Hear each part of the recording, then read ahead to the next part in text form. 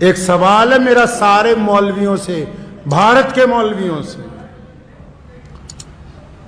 چاہے وہ دیوبندی مولوی ہیں، چاہے وہ بریلوی مولوی، چاہے وہ تبلیغی جماعت والے ہیں، چاہے وہ جماعت اسلامی والے ہیں، چاہے وہ ندوہ والے ہیں، چاہے وہ جامعہ ملیہ والے ہیں، جتنے بڑے بڑے دانشور مسلمان بنے پھرتے ہیں، ان سب سے سوال ہے کہ یہ جو اب عام شادیاں مسلمانوں کی ہوتی ہیں جن میں تم ڈی جے لگا کے ڈھول بجا کے اور وہاں رقص و سرور کی محفلیں منعقد کی جاتی ہیں، اور آپ جیسے بڑے مسلمانوں کے چودھری جن لوگوں نے وقت بھی لگایا، جو اپنے آپ کو خواجہ اجمیری کے سجادہ نشین بھی کہتے ہیں، جو اپنے آپ کو اہل سنت والجماعت کے جانشین کہتے ہیں، جو اپنے آپ کو علماء دیوبند کے وارث کہتے ہیں، اکثر دیکھنے کو ملتا ہے کہ جتنی غیر شرعی شادیاں ہیں یہ اپنی داڑیاں لے کے وہاں صوفوں پر بیٹھ کے آرام سے مرغا بریانی کھاتے ہیں۔ کیا تمہاری غیرت تمہیں ایک دفعہ نہیں چنجوڑتی کہ رسول اللہ کے حکموں کی کلی خلاف ورزی ہو رہی؟ کیا تمہارے دل میں ذرا برابر بھی شرم نہیں؟ ذرا برابر غیرت نہیں آتی تمہیں؟ کہا مفتی صاحب نے، کہنے لگے میں گیا لڑکی کو پوچھا کہ تمہیں فلاں کے ساتھ نکاح میں دے دیا، یہ گواہ کھڑے ہیں، یہ وکیل کھڑا ہے، تجھے قبول ہے؟ لڑکی بولتی نہیں۔ فرمایا 3 دفعہ پوچھا، لڑکی بولتی نہیں، تو سارے مفتی مل کے کیا کہتے ہیں کہ اگر بولتی نہیں ہے تو اس کا مطلب رضامند ہے، دستخط کراؤ نکاح ہو گیا۔ کیا ہے جی؟ رضامند ہے۔ شریعت نے کہا کہ اگر وہ شرم کی وجہ سے نہیں بولتی تو رضامند ہے، اور اگر رضامند نہ ہوتی تو بغاوت کرتی۔ تو میں ان سے پوچھتا ہوں، تمام لوگوں سے، سارے دینداروں سے، کہ تم جن مجلسوں میں اب جا کے بیٹھتے ہو جہاں گانے چل رہے ہیں، سامنے ڈی جے لگا ہوا ہے، ڈھول بجا کے بارات آ رہی ہے، تمہارے چہرے پہ ناگواری بھی نہیں ہے، تو اس کا مطلب تم رضامند ہو ان کے ساتھ۔ اور اگر تم ان کے ساتھ رضامند ہو تو اللہ اور اس کے رسول کی رضامندی تمہارے ساتھ نہیں آ سکتی۔ اگر غیرت مند ہو تو اگر روک نہیں سکتے، فرمایا ایمان کے 3 درجے، اپنے دل میں برا مانو، تمہارے چہرے پہ تو ذرہ برابر بھی شرمندگی کا احساس نہیں کہ ڈھول بجا کے بارات آ رہی ہے، تم اس مجلس کو چھوڑنے کے لیے تیار نہیں ہو۔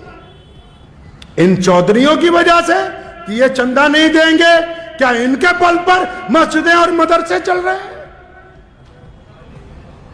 جو گنڈا کرتی اسلام کے نام پر شادیوں میں کرتے ہو، تم ان سے ڈرتے ہو؟ رزق کا وعدہ اللہ نے کیا ہے، انہوں نے نہیں کر رکھا۔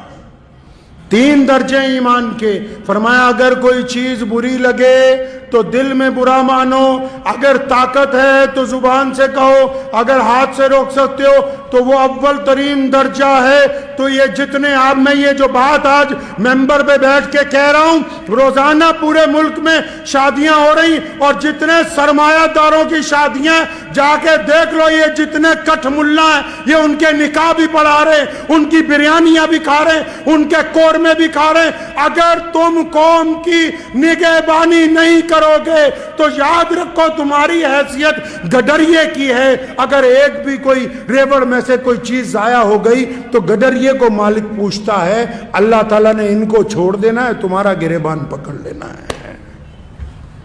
کوئی ضرورت نہیں ایسا نکاح پڑھانے کی جہاں ڈھول بجتے ہوں، کوئی ضرورت نہیں ایسے شادی کے اندر جانے کی جنہوں نے ڈی جے لگا کے رکھے ہوں، جو ناچ کے ڈھول بجا کے آ رہے ہوں، ان کے ساتھ شہر کا قاضی چل رہا ہو۔ شرم کے ڈوب مرنے کا مقام ہے ان لوگوں کے لیے۔ اتنی بھی غیرت زندہ نہیں رہی، اتنی بھی شرم و حیا زندہ نہیں رہی۔ کس بات کی دولت ہے؟ یہ یاد رکھو، دین محمد الرسول اللہ کا ہے۔ کس کا دین ہے جی؟ محمد الرسول اللہ کا دین ہے، اور یہ دین قیامت تک زندہ رہے گا۔ یہ کسی سرمایہ دار کا دین نہیں ہے، یہ کسی بہت بڑے چودھری کا دین نہیں ہے۔ دنیا کی کوئی طاقت اس دین کو سرنگو نہیں کر سکتی۔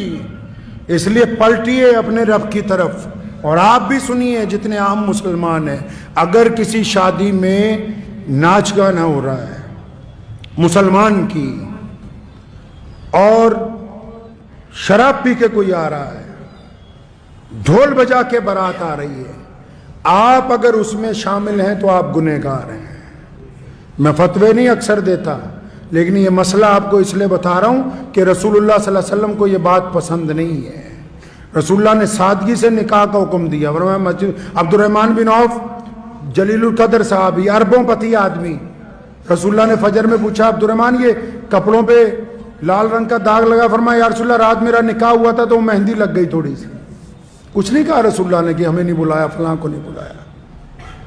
تو رسموں میں پڑ گئے، جی فلانے بھائی کو لے آؤ، فلانے چاچے کو لے آؤ، ماسڑ کو لے آؤ، یہ لے آؤ، وہ لے آؤ، اور یہ جو چھپ چھپ کے تمہاری اولادیں زنا کر رہی ہیں، کبھی ان کی طرف بھی دیکھو، ان کی طرف بھی دیکھو۔ خدا کے واسطے ان تمام رسموں کو چھوڑ دیجئے، اور اس جذبے کے ساتھ چھوڑنا کہ ہم مسلمان ہیں، انشاءاللہ تعالیٰ ہم اس غلط کام میں ساتھ نہیں دیں گے، کریں گے جی انشاءاللہ۔